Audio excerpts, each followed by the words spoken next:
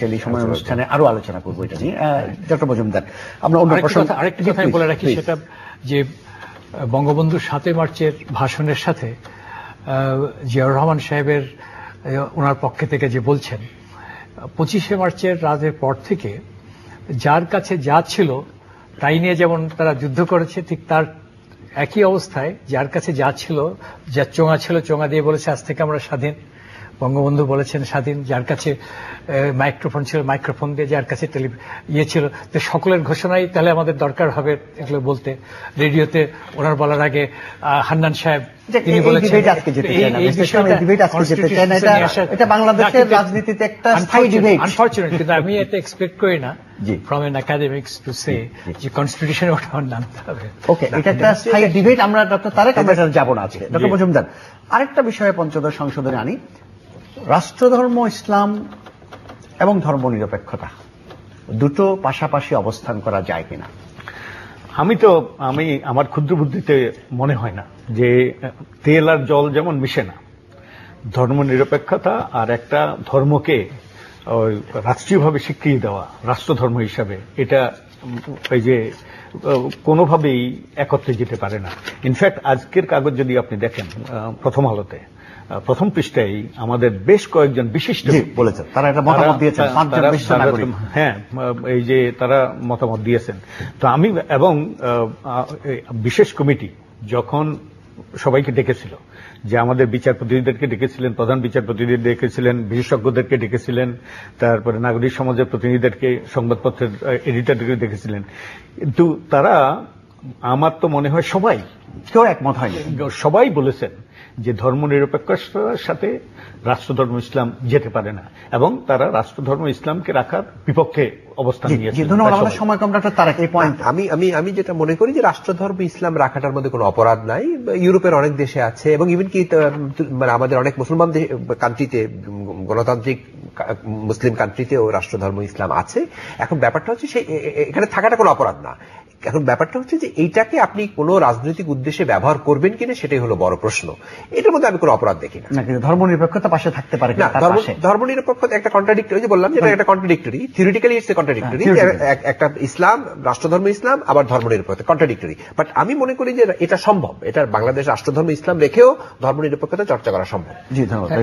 তারেক সাহেব যেটা বললেন যে ইউরোপে বা অন্যান্য দেশে আছে, ধর্মকে যারা ব্যবহার করেছে রাষ্ট্র পরিচালনার ক্ষমতার উৎস হিসাবে, তারা এটাকে রেখেছে। রোমান এম্পায়ার বিলটি হয়েছিল সেই অবস্থাতে।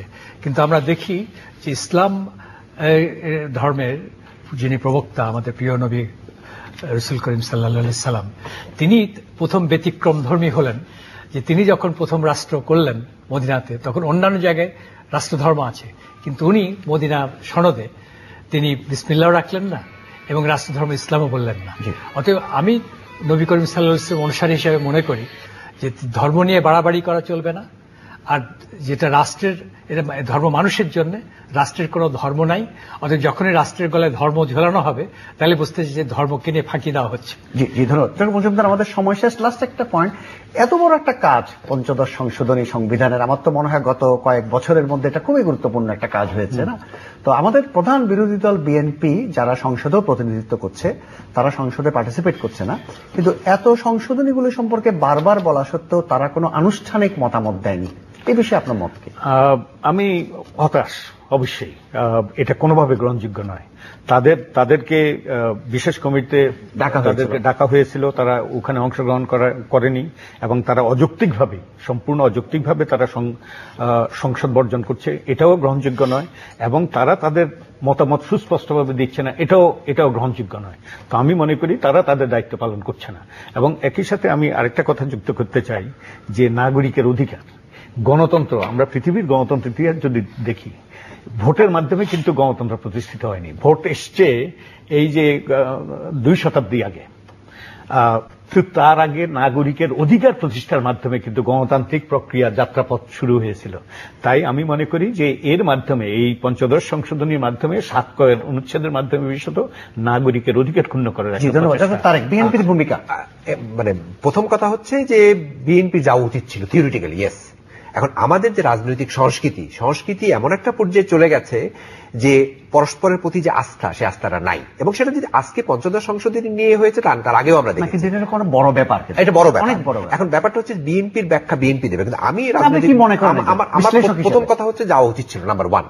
দ্বিতীয়ত আমি মনে করি তাদের যে রিপ্রেজেন্টেশন ছিল জাতীয় কমিটিতে, সেখানে আরো বড় করা যেত, সেটা উচিত ছিল আরো বড় করা। সরকার একটু উদার হতে পারত, আরো উদার হতে পারত, আর রিপ্রেজেন্টেশন আরো বাড়ানো উচিত ছিল। 2, 3 যেটা হতে পারে যে তারা যে বিএনপি হয়তো মনে করেছে যে আমি যে লাভ কি, আমার তো কথা দিলে কথা শুনবো না। এবং পার্লামেন্টে আমরা দেখেছি জাতীয় সংসদে যেভাবে গালাগালি করা হয়, এটা অনভিপ্রেত। কথা শুনবেন না, কি কথা, এটা তো রেকর্ড রইল। আমি এই প্রস্তাবগুলো দিয়েছি, এই প্রশ্নে এত বুদ্ধিজীবীর সঙ্গে কথা বলেছে, কোনো লাভ হয়নি, রেকর্ড। হ্যাঁ, কিন্তু এইখানেই হচ্ছে প্রশ্নটা যে এখানে বিএনপি যে কথাগুলো তারা মিডিয়াতে বলেছে, সেখানে কগনিজেন্সিতে নেওয়া যেতে পারতো, তারা সেটা আনুষ্ঠানিক না, অনানুষ্ঠানিক। কিন্তু আমি স্বতঃস্ফূর্তভাবে আমি এটাকে নিতে পারতাম, আমি বিশেষ কমিটি এটাকে গ্রহণযোগ্যতা নিতে পারতো, যে একটা কমেন্টস এসছে বিএনপির পক্ষ থেকে, এই কমেন্টসটা উত্থাপিত হয়েছে, ঠিক আছে, আমরা কগনিজেন্সিতে নিলাম, নিয়ে এটা নিয়ে আলোচনা করা যেতে পারে। সেই প্রশ্ন নিয়ে আলোচনা হয়নি, দুঃখজনক হচ্ছে এখানে। ধন্যবাদ।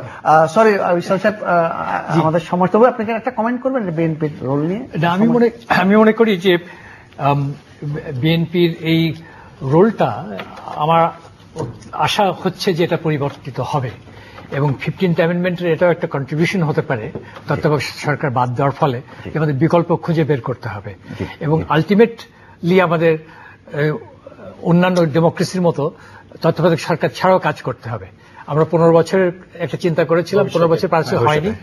আশা করি যে আগামী 5-10 বছরের ভিতরে আমরা অনেক স্বয়ংসম্পূর্ণ হতে পারবো।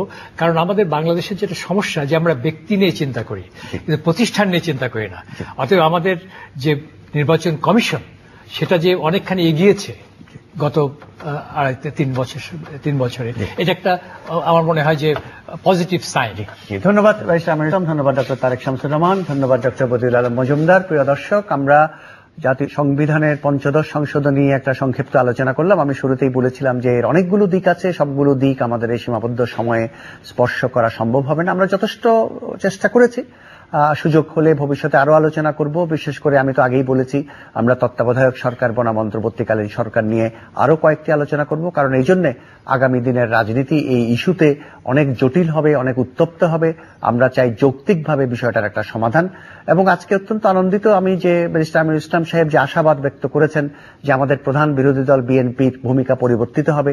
আমরা আশা করি আমাদের এইসব টেলিভিশন টক শো যথেষ্ট নয়, যতক্ষণ পর্যন্ত দেশের প্রধান বিরোধী দল যারা বহু লোককে প্রতিনিধিত্ব করে, তারা এইসব সংশোধনী সম্পর্কে যে গুরুত্বপূর্ণ মতামত দেবেন, আনুষ্ঠানিক মতামত দেবেন, সংসদে এসে মতামত দেবেন, সংসদের বাইরে মতামত দেবেন, সেই সব মতামতের ভিত্তিতে সরকার হয়তো 15th সংশোধনীর কোন কোন ধারা পুনর্বিবেচনা করতে পারে।